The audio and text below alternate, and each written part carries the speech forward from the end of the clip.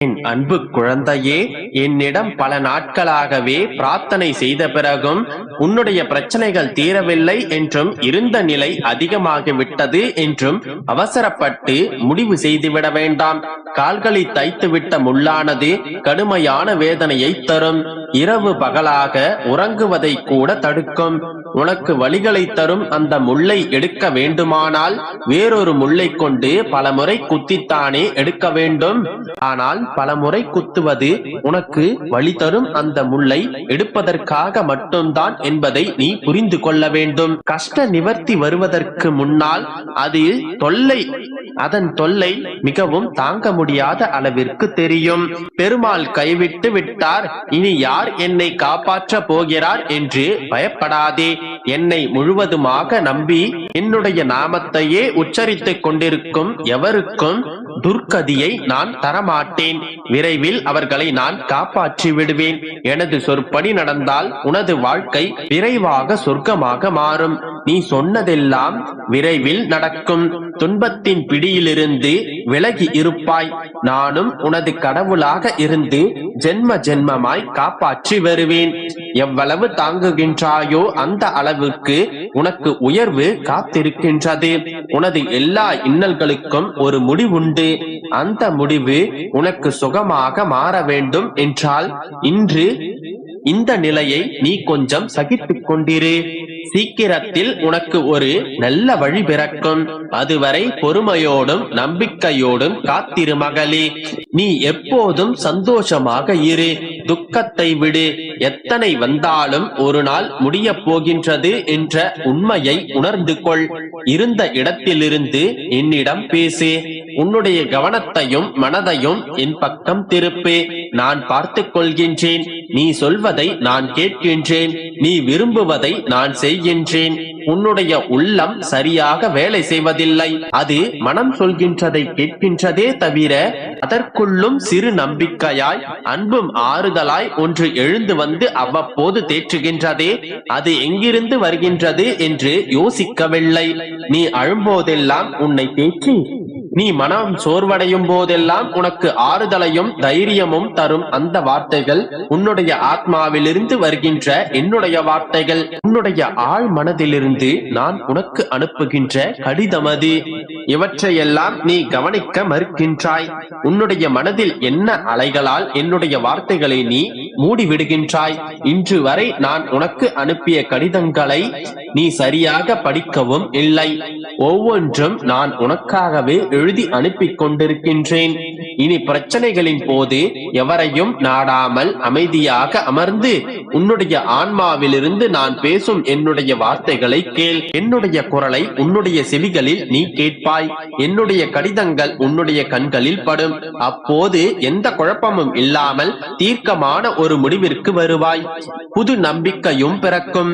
நம்பிக்கையோடு இருந்தால் அனைத்தும் நல்லதாகவே நடக்கும். என் குழந்தையே, இப்போது உன்னுடைய வாழ்க்கையில் நடக்கும் சில விஷயங்கள் மர்மமாகவும் புதிராகவும் இருக்கின்றது. நீ மனதில் நினைப்பது ஒன்றும் வெளியில் நீ நடப்பது ஒன்றும் என்று திகழ்கின்றது. உன் கையில் உன்னுடைய பிடி இருந்தும் உன்னுடைய கைகளில் இருந்து சில விஷயங்கள் நழுவுவது போன்று தோன்றுகின்றது. இப்போது நடக்கும் உன்னுடைய நேரங்களால் உன்னையும் மீறி உன்னை மாயை என்கின்ற வலையில் சிக்க வைத்துள்ளது. அதன் பிடியிலிருந்து மீள மோதிக் கொண்டிருக்கின்றாய். அதன் பொருட்டே உன்னில் எழும் இந்த போராட்டங்கள். இந்த போராட்டத்தில் நீ உன்னுடைய கையில் இறுகி வைத்துக் கொண்டிருக்கும் அதை நழுவ விட்டாலும் அதன் இரு நுனிகளும் என்னுடைய கைகளில் பத்திரமாக உள்ளன. மீண்டும் அதை உன்னிடமே கொண்டு வந்து சேர்ப்பேன். தண்ணீரில் அடித்து வரப்பட்ட மழக்கட்டை எப்படி தண்ணீரில் பொதும்பி இருக்குமோ அதை போலவே நீ மாயை என்கின்ற தண்ணீரில் அடிக்கப்பட்டு பொதும்பி நீ துயரப்படுகின்றாய். உன்னுடைய மனம் அதில் காயப்பட்டு இருக்கலாம். சுயநினைவு இழந்ததை போன்று ஒரு உணர்வு தொடர்பு கொண்டிருக்கலாம்.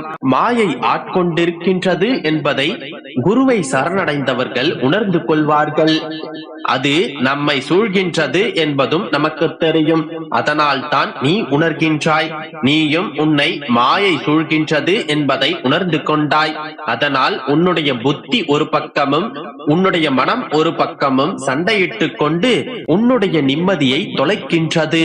இந்த சூழ்நிலையில் நீ பொறுமையையும் நம்பிக்கையையும் மட்டும் கடைபிடி. கோபத்தை குறைத்து நிதானத்தை வளர்த்துக்கொள். கோபம் நீ உனக்கு தரும் தண்டனை, உன்னுடைய மனதிற்கு நீயே ஏற்படுத்தும் ஒரு வழி. அது மற்றவர்களை உன்னிடமிருந்து தொலைவில் ஆக்குவதற்கான வித்துகோல். எனவே இந்த சூழ்நிலையில் கோபப்படாமலும் பதற்றப்படாமலும் இரு. மனதை அமைதியாக வைத்துக்கொள். எப்போதும் எதையாவது சிந்தித்துக் கொண்டிருந்து உன்னை நீயே குழப்பிக் கொள்ளாதே. இப்போதுள்ள உன்னுடைய சூழ்நிலையும் உன்னுடைய வாழ்வையும் என்னுடைய பொறுப்பில் விட்டுவிடு. அதன் பிறகு அதனை நான் பார்த்துக் கொள்கின்றேன். நம்பிக்கையோடு இரு. அனைத்தும் நல்லதாகவே நடக்கும். என் அன்பு குழந்தையே, உன்னுடைய வாழ்க்கையில் துன்பம் என்ற இருள் நீங்கி இன்பம் என்ற விடியல் வரப்போகின்றது. இது தெய்வ தீர்ப்பு. இது உன் வாழ்வில் நடந்தே தீரும். என் அன்பு குழந்தையே, என் முன் அமர்ந்து இதை நீ முழுமையாக கேள். இனி உன் கண்ணீரும் கவலைகளும் காணாமல் போய்விடும். என் தங்கமே, வாழ்க்கையில் எப்போதும் 2 வழிகள் இருக்கும். அதே போல உன் வாழ்க்கையில் வந்த பிரச்சனைகளையும் அது தந்த சோதனைகளையும் பற்றி நான் அறிவேன். அந்த பிரச்சனைகள் உன் வாழ்வில் என்றும் நிலையாக இருக்கப் போவதில்லை. அப்படி நிலையில்லாத விஷயத்திற்காக நீ ஏன் உன் வாழ்வின் பொக்கிஷமான நேரத்தை வீணடித்துக் கொண்டிருக்கின்றாய்? உன் வாழ்வில் இருக்கும் இடையூறுகளும் சிக்கல்களும் இருந்த இடமே தெரியாமல் போக போகின்றன. உன்னுடைய கண்ணீரும் கவலைகளும் காணாமல் போக போகின்றது. ஆனால் அவை உன் மனதில் ஏற்படுத்திய ஆறுதல்கள், பக்குவங்கள், அனுபவங்கள், பாடங்கள், இவை அனைத்தையும் உன்னிடம் விட்டு செல்லும். இவை அனைத்தும் உனது வெற்றிகரமான வாழ்க்கைக்கு அடித்தளமாக அமையும். இந்த மிகப்பெரிய அடித்தளமே உன்னுடைய வாழ்க்கையில் உன்னை மிக உயர்ந்த இடத்திற்கு அழைத்துச் செல்லும். இப்பொழுது சொல்கிறேன் கேள். நீ தினமும் உன்னுடைய பிரச்சனைகளை என்னிடமும் உன்னை சுற்றி இருப்பவர்களிடமும் சொல்லி சொல்லி பார்த்தாய். ஏதாவது ஒரு ரூபத்தில் உனக்கு உதவி கிடைக்காதா என்று ஏங்கினாய். இறுதியில் எதுவும் மாறவில்லை. எந்த சூழ்நிலையும் நான் நினைத்தபடி இல்லை, இதன் பிறகு எதுவும் நடக்கப் போவதில்லை என்று சோர்ந்து போய் உட்கார்ந்து கொண்டிருக்கின்றாய். அப்பா, இதன் பிறகு எனக்கு என்ன செய்வதென்று தெரியவில்லை. உங்களால் மட்டுமே எனக்கு உதவ முடியும். உங்களுடைய கரத்தை கொடுத்து என்னை எப்படியாவது காப்பாற்றி விடுங்கள். எனக்காக ஒரு நல்ல வழியை சொல்லுங்கள் என்று என்னிடம் முழுவதுமாக சரணடைந்திருக்கிறாய். என் தங்கமே, உன்னுடைய வலிகளையும் வேதனைகளையும் நான் நன்றாக அறிவேன். என் தங்கமே, உனக்கு என்ன தேவை என்பது எனக்கு நன்றாக தெரியும். என் பிள்ளையான உனக்கு தேவையானதை நான் செய்யாமல் விட்டு விடுவேனா? உன்னை புறக்கணித்தவர்களை உன்னையே தேடி வர செய்கிறேன் பார். இது கூடிய விரைவில் நடந்தே தீரும். நீயே ஆச்சரியப்படுவாய். இத்தனை காலமாக பொறுமையாக என் மீது நம்பிக்கை வைத்து காத்து கொண்டிருந்தாய் அல்லவா? நீ இன்னும் சிறிது காலம் மட்டும் பொறுத்துக்கொள். நீ என்னிடம் வைத்த கோரிக்கைகளை நிச்சயமாக நான் நிறைவேற்றிக் கொடுப்பேன். உன்னுடைய இப்போதைய சூழ்நிலைகள் அனைத்தும் மாறி நீ புதிய சூழலில் சந்தோஷமாக வாழப் போகின்றாய். எல்லாவற்றையும் மறந்துவிட்டு சந்தோஷமாக இரு.